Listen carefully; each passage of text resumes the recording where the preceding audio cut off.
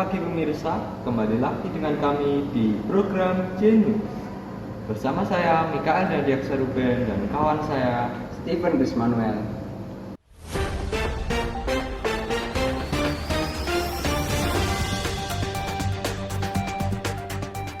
Pasar bebas adalah suatu kondisi jual beli yang ideal berdasarkan mekanisme penawaran dan permintaan tanpa terikat dengan kebijakan maupun sistem ekonomi suatu negara.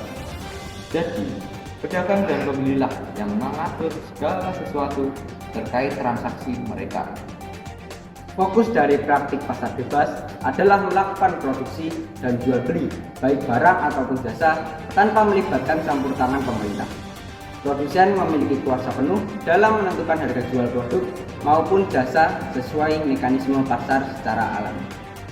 Untuk mengetahui lebih lanjut mengenai pengertian pasar bebas, contoh dan dampaknya bagi perekonomian akan dipandu oleh host kami.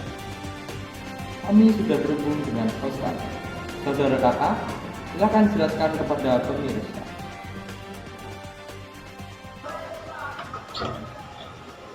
Terima kasih Ruben atas waktunya. Jadi kali ini kita akan mewawancari salah satu narasumber mengenai tentang pasar bebas. Baik pemirsa, saat ini saya bertemu dengan Ibu Angela selaku ahli ekonomi dan perdagangan internasional. Apa kabar Ibu Angela? Baik. Ibu Angela, apakah bisa sedikit jelaskan kepada pemirsa kita tentang situasi pasar bebas saat ini? Ya, kondisi pasar bebas pada saat ini semakin berkembang karena adanya globalisasi. Kebijakan di mana pemerintah tidak membatasi ekspor dan impor menjadi sebuah kondisi yang ideal. Indonesia sendiri sudah memiliki perjanjian pasar bebas dengan negara-negara lain seperti Jepang, Australia, Korea, Selandia Baru, dan masih banyak lagi. Oh begitu. Lalu apakah Indonesia sudah menerapkan sistem pasar bebas? Selama 25 tahun, Indonesia telah terlibat dalam perjanjian perdagangan bebas dalam tingkat multilateral, regional, dan bilateral. Lalu, mengapa Indonesia menerapkan pasar bebas? Adapun tujuan untuk diselenggarakannya pasar bebas, yaitu untuk memperluas jangkauan konsumen untuk suatu produk. Hal ini disebabkan karena hambatan ekspor impor semakin menipis, sehingga produsen dapat melakukan riset pasar internasional. Terima kasih atas penjelasannya Ibu Angela. Kita kembali lagi ke studio bersama Ruben dan Steven. Baik, terima kasih kakak atas laporannya. Selanjutnya akan dilaporkan mengenai contoh-contoh pasar bebas dan dampaknya bagi Indonesia. Maka dari itu, jangan kemana-mana pemirsa, tetap di program Genius.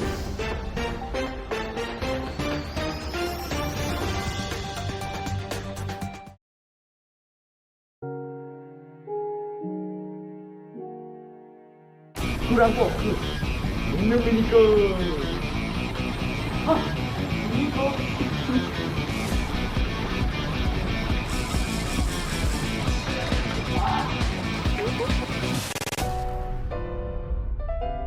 Miniko, air murni khas Gunung Asri.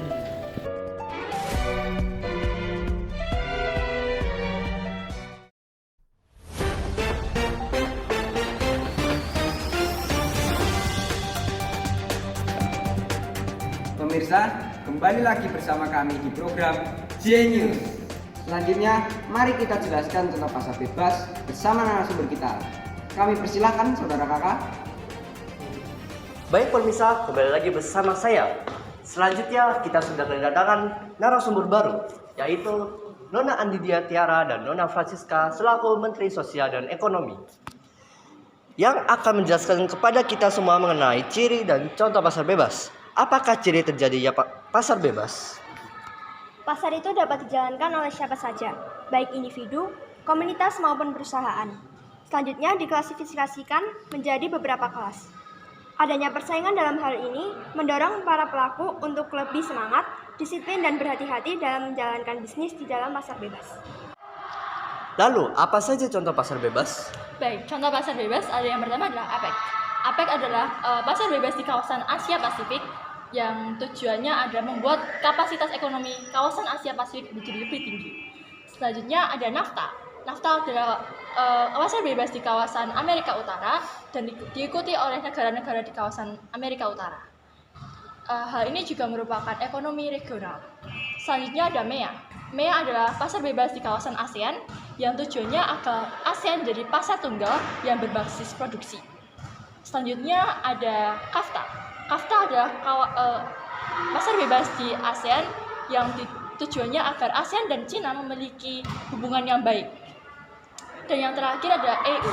EU adalah pasar bebas di kawasan Eropa yang diikuti oleh lebih dari 28 negara-negara di kawasan Eropa. Wah, ternyata banyak sekali ya contoh pasar bebas di dunia ini.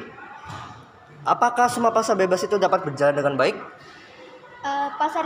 Banyaknya pasar bebas tentu saja bukan hal yang mudah untuk dijalankan.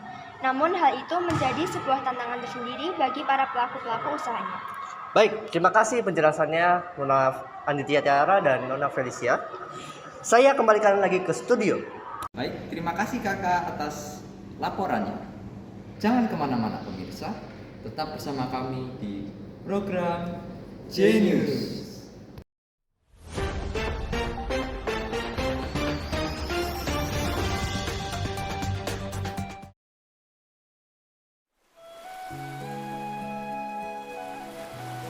Bingung mau liburan kemana? Pilih bl.com. Menyajikan berbagai hotel yang nyaman, aman, dan menggembirakan.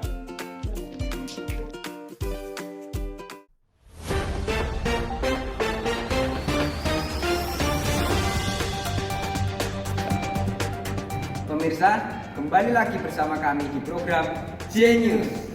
Laporan terakhir dari kami mengenai dampak pasar bebas bagi Indonesia maupun bagi dunia. Kami persilahkan saudara kakak. Kembali lagi bersama saya di Genius TV. Saya bersama narasumber terakhir kami yaitu Madam Maria dan Madam Astrela. Bisakah kalian menjelaskan kepada pemirsa apa dampak pasar bebas bagi Indonesia maupun dunia internasional? Dampak positif pasar bebas adalah memenuhi kebutuhan yang tidak tersedia di negara tersebut, meningkatkan kualitas produk, memperluas lapangan kerja, membuka peluang investasi dari luar negeri. Tentu saja, bagi yang memiliki modal dan memiliki uang berlimpah, pasar bebas memberikan peluang untuk menginvestasikan ke hal-hal yang potensial. Nah, buat pelaku usaha bisa juga memanfaatkan para investor agar tertarik menginvestasikan uang mereka ke ide bisnis dan membuka peluang ekspor bagi para pelaku bisnis. Lalu, apa dampak negatif dari pasar bebas? Dampak negatif dari pasar bebas terjadi perilaku konsumtif dari masyarakat. Indonesia sebagai negara berkembang dari segi pengadaan produksi dan inovasi dan banyak hal akan tertinggal dari negara-negara maju. Banyak produk-produk lokal yang tidak kalah kompetitif. Realitas di pasar, produk lokal tidak lagi menarik, justru melirik produk dari luar. Maka tidak heran jika pengusaha lokal bisnisnya terkesan berjalan di tempat. Negara menjadi bergantung pada negara lain, terjadi persaingan, tidak seimbang menghambat produk lokal, dan yang terakhir sebenarnya dampak negatif dari pasar bebas tidak hanya dirasakan oleh pelaku bisnis saja, tetapi juga dirasakan oleh pemerintah. Apabila ekspor melemah, dampak yang akan terjadi pendapatan dalam negeri melemah. Baik, terima kasih untuk penjelasannya Madam Maria dan Madam Astrela. Saya kembalikan lagi ke studio. Demikianlah pemirsa pengertian tentang pasar bebas, contoh pasar bebas, dan dampak pasar bebas bagi perekonomian Indonesia sekaligus di dunia. Saya Mikael Hendriak Sarupel mewakili direksi Genius dan rekan saya Stephen Chris Manuel pamit undur diri, sampai jumpa di pembahasan berikutnya. Salam.